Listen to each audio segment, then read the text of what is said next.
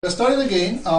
So I think we now need to try to remember some dates, and you're jumping between the first experience and the later experience because we need to follow up when did you start to remember that, and then it came with black helicopter. So we'll try to remember the dates and try to put everything in order so it looks more consistent with time.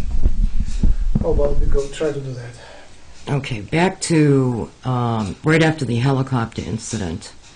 I was going through these regressions with a well-known researcher, and very nice man, and I have a lot of respect for him. But the thing was, I didn't feel that the regressions were real. And as I started talking to him, I felt like I just knew things. There were things that I just automatically knew about these beings. I can't explain it. It could be my mind trying to fill things in. I don't know. I'm just telling you how I felt. After going for several times, I would say about, let's see. It was in May of 1990, I believe. I was going to be moving out of state, and he was really pushing the frequency of the regressions, even though it was risky. I was staying at my sister's, and my two children were with me. And my sister lived in a suburban area, so there was a lot of houses around. And her boyfriend was downstairs on the couch.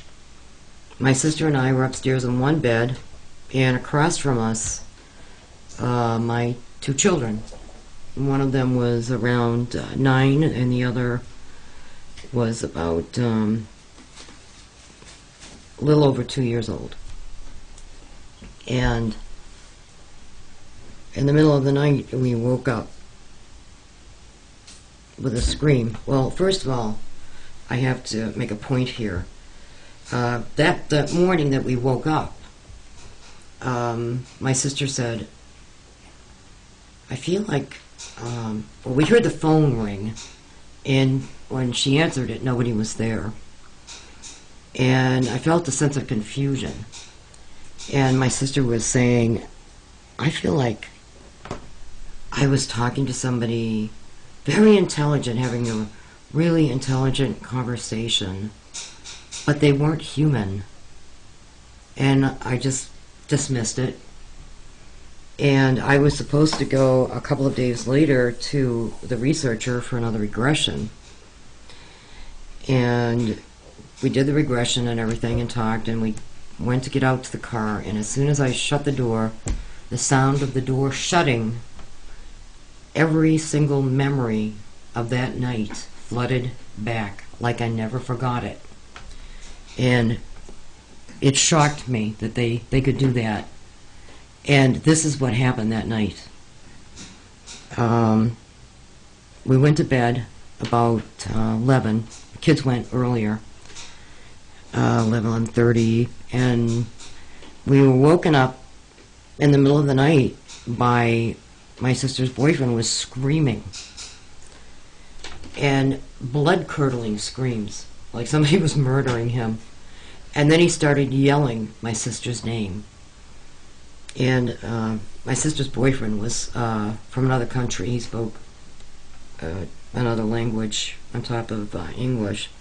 And so he started yelling in his foreign tongue. And we didn't understand it, and my sister ran to the top of the stairs and I followed her. She got there before me, and when she did, she yelled my name in shock. And then she got calm really quickly. And at the same time, when I was running toward where she was going, it was like I ran into something. Like the air got thicker, and something changed, and it actually changed my demeanor as well. It was like something was in the air to calm us. That's what it felt like. Mm-hmm. And when I got closer, I saw it was about 5 beings, one right after the other, floating up the stairs, not walking, floating in unison, one right after the other. And they moved pretty quickly. My sister was taken back to the bedroom where we were and sat on the bed. I was free to move. And I think 2 went with her, and then my children were waking up, getting up, and they immediately went to my oldest and, just touched her, and she went to sleep. And they put her back in the bed.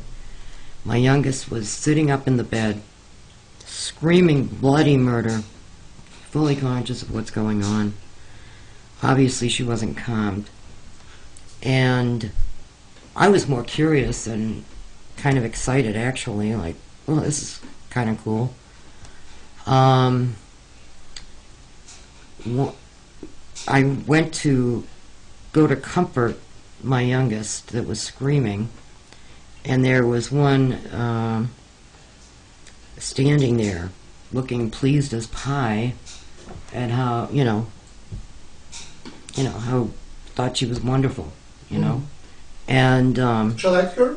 Right? He liked her? Yes, very, pleased with the way she turned out. Mm-hmm. And when I went to reach for her, he looked at me and like he was crushed, and he said, "I wouldn't hurt her." And I looked back and I said, "Well, she's crying and I'm her mother, so I need to pick her up." It was like he didn't get it, and he said, "Oh," and then he reached out his hand and he placed it on her forehead, and she went right down to sleep. And then he looked at me and he goes, "She turned out well." And I just went, "Thank you." And then I was led back into the bedroom where I was, and I recognized a couple of them. It was strange. It was like I knew them. There was a few that I knew. They looked familiar. It was like I knew them by their personalities. And it was a feeling like another part of my brain was switched over, and I had memories of them coming before, other times, but I couldn't tell you right now. But at that time, I was aware of them, and I thought, well, this is strange, So I was led back, and I'm laying on the bed, and there was a new one I never knew. I didn't know who this guy was. It was with me. But there were 2 next to me. My sister was on the other side of the bed, and she was sitting there very erect and proper and talking like she was very intelligent, trying to keep up with them. And I kept looking over at them because I could hear them audibly, and my sister audibly, like it's words. And I noticed when I turned my head away, I could only hear my sister talking, and I couldn't hear them asking the questions. So I realized that my face had to be turned in their direction for me to hear them audibly, and I thought that was interesting. The one that was with me kept trying to push me to lay down, and he was like, "Come on, lay down," you would make me turn to look at him so I would hear him. And, lay down. I said, "Well, they're talking about me," because I could hear them talking about me. And they were asking my sister all kinds of questions about this investigator. Who is he? What does he want? How is,